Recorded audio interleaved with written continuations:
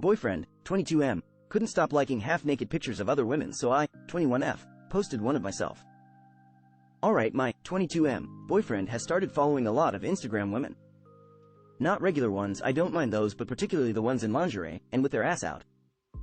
Even was watching thereof. I, 21F, told him it made me uncomfortable and toe stop, but his response was, "It's just Instagram, you're doing too much, it's not that serious," and he kept doing it. Well, I posted some pictures of me in a G-string bikini, ass out and all. He saw it and started freaking out. Slamming doors and yelling. He was like, "Ew, you don't respect yourself, girls who do that are hoes. That's embarrassing, I don't want my GF doing that, bruh, that's weird." And he is mad, like really mad.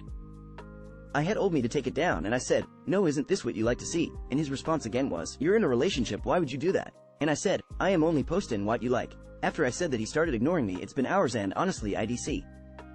I don't feel bad at all. For months I was uncomfortable and asked him to stop, and he couldn't say yay. Now he's a victim of a crime he participates in, smiling face. My friend got an unsolicited dick pic, so I sent one back. I was at my university library studying with my friend when she received a Snapchat photo of what appeared to be a frankly subpar dingus. She had been texting the guy, but they'd never exchanged these types of photos. We were both pretty pissed. Then I got an idea. I told her my plan. She agreed, so I borrowed her phone. I took it into the bathroom and did my best to make myself look, well, presentable. Then I sent them a disappearing photo of my penis. Now, my shit isn't all that special.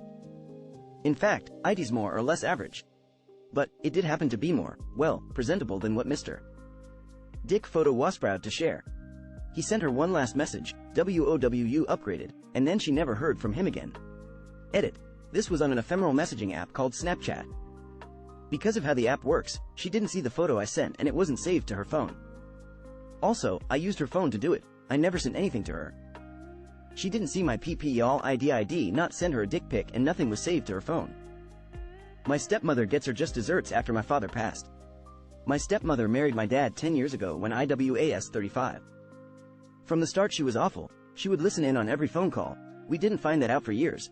She made sure he didn't see his grandkids anymore, just hers. He wasn't allowed to see us either. Plans were made by him and cancel it be her. The worst part is when he was very sick with cancer, she refused point blank to keep us updated on his health. She told us in a group text that we were demean to her, so we didn't get the information. How were we mean? We didn't send her cards and flowers on Mother's Day. Sometimes he would call me cause she forgot to take his phone away from him after he was so ill and couldn't get out of bed to retrieve it. She didn't even tell us he passed for 3 days after. She wanted to make sure we couldn't make the funeral so she could talk badly about us. She wrote the obituary and spelled all his bio family's names wrong and listed all her kids and grandkids as bonus children and left out information like his parents and siblings' names. She was a horrible person. I knew that there was an insurance policy for me and my siblings to split. It wasn't even that big, but she was so mad that we got anything at all that she refused to give us the policy paperwork or give Ushi's social security number so we could look at you poor selves. She claimed we would just use it to open credit cards even though the government and credit agencies had his death certificate. She told us we didn't deserve anything at all, and she was mad, thought they didn't leave the policy to her kids instead. So, having her phone number, address and email, I signed her up for everything. MLMS, religious calls, window and roof replacements, things like AliExpress offer emails, vacation entries that just sell your name to everyone. My daughter even helped me find new things to sign her up to so we could ramp up the spam. I heard that she was forced to change her phone number because it was so bad. Serves her right, I regret nothing. Oh, there was in fact a policy, and we did get it thanks to my mother keeping some old tax returns. I made sure to send my stepmother a screenshot of the policy payout. An egocentric actress was mean to me at a party, so I told her I was a movie producer before leaving. I was at an event in Paris years ago, a kind of party for creative people. I was alone and I am a pretty shy person, but I like to speak with new people. It was a sitting dinner and I was sitting next to a woman who was extremely loud and egocentric, telling everyone in the room she was an actress looking for work. Even if I was sitting next to her, she never turned her face in my direction, always speaking to people on the other side of the room. Every time there was a single silence and I had the opportunity to talk to someone near me, she loudly spoke over me about how much she needs to meet a movie producer.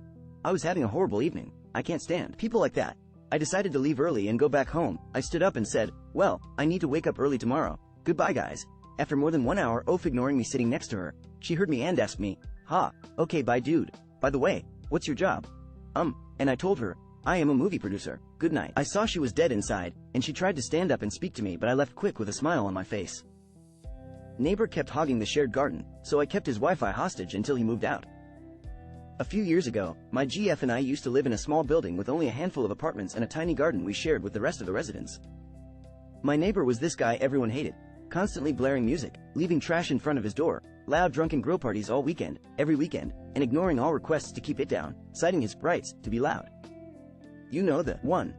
Our window had a direct view to the garden where he hosted said grill parties, despite numerous requests to let other people use the space too, and one day I noticed he had a similar sound system to ours. It required no authentication for a Bluetooth connection, so I wrote a program that would connect to his speakers the moment he turned them on, and played the same 15 seconds of gay porn sounds on repeat. He kept taking the speaker's TOTH service, which obviously didn't help, so he bought a newer set. His new sound system could connect to Wi-Fi. Since he made the mistake of loudly announcing his Wi-Fi password to his guests regularly, I connected to it, realized he never changed the default router password, and wrote another program that connected automatically and kept rotating his admin PW. I even set up my old laptop to run this program continuously. It also kept streaming gay porn to his TV at random intervals, printed a luscious dick pic whenever his printer came online, and either abruptly changed the volume of his speakers every 47 minutes, or kept subtly decreasing it through several hours. I saw people from our ISP at his apartment several times trying to fix his network. To no avail. The moment they reset his Wi-Fi, my program was already there, changing the admin PW. After about 3 months of this, they gave him a new router with a new password, which he never changed, and promptly announced to his friends the following weekend. Instead of his usual blaring music, we listened to him yell and smash kitchenware the last few weeks before he finally moved out. It was like music to our ears nonetheless. Edit. I'm getting the feeling the technical aspects of this might sound unfeasible to some, so let me clarify. I had his default Wi-Fi password, that he never changed. Same for his router, we had the samest. Obviously I knew the default PW and which IP address it was running on. He gave me unfettered access to his whole home network, with zero hacking involved. At least 70% of the mentioned programs were just pre-recorded macros, so all I needed was some free time, nowhere near as impressive as it sounds at first. Deny my ability to use my backyard when my dog is dying? Alright, you'll no longer be able to enjoy yours. A couple months ago, our lovely older pit bull was fighting cancer, and we had the painful decision made to have her put down.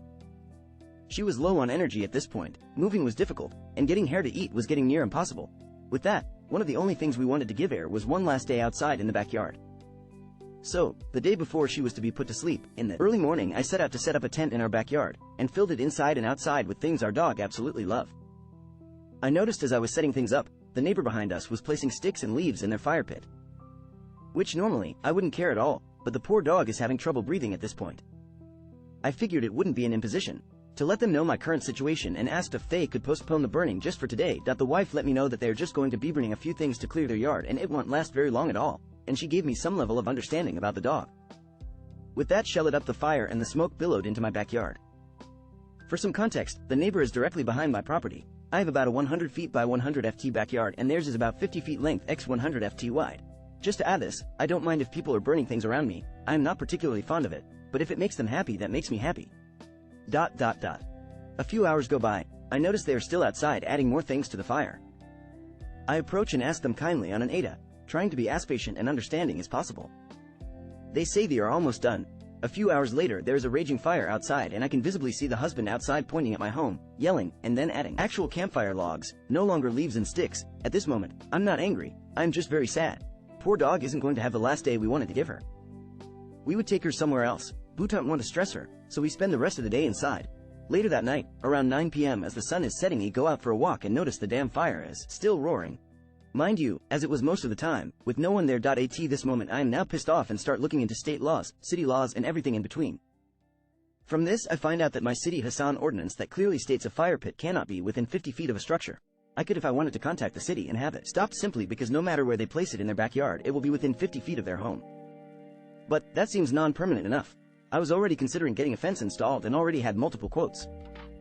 It was hard to swallow a bill for $15,000, but within 24 hours of this situation, guess what I paid for? The fence will be installed within the next couple weeks around the edge of my property, and their fire pit is no further away than 10 feet from my fence. Can't take a single day away from your fire pit for a dying dog? Well, enjoy never using it ever again. TLDR. One of my neighbors smoked me out of my dog's last day to be outside, so I am removing their ability to smoke out anything ever again. Edit. Picture of said pupper for the dog tax. I got my 6th grade bully fired and his GF to break up with him. When I was in 6th grade, I was being bullied by this boy in my grade. We'll call him Tom. He bullied me every day, especially during Page E class. I remember thinking about how I was going to enact my revenge on him one day. Well, fast forward to 10 years later, I am working at a popular lunch spot and my manager asked me about hiring this new guy named Tom. I knew it was him, and I gave him a bad recommendation, but that wasn't the end of it, because he still got hired. I found out that Tom had a girlfriend who he waistring to keep a secret. Anyways, one of my coworkers who happened to be the niece of the owner tells me she has a big crush on Tom and that they had sex the other night. I say to her, "That's crazy, did you know about his girlfriend?" To say she was shocked was an understatement. My coworker immediately asked me for the girlfriend's Facebook information, which I eagerly gave to her. She writes up a beautiful Facebook message to Tom's girlfriend, telling her everything that had happened between them the night before, and then, after that, she goes home and tells the owner about what slimeball Tom truly was. Tom got fired like a week later, and his girlfriend broke up with him. Ha ha.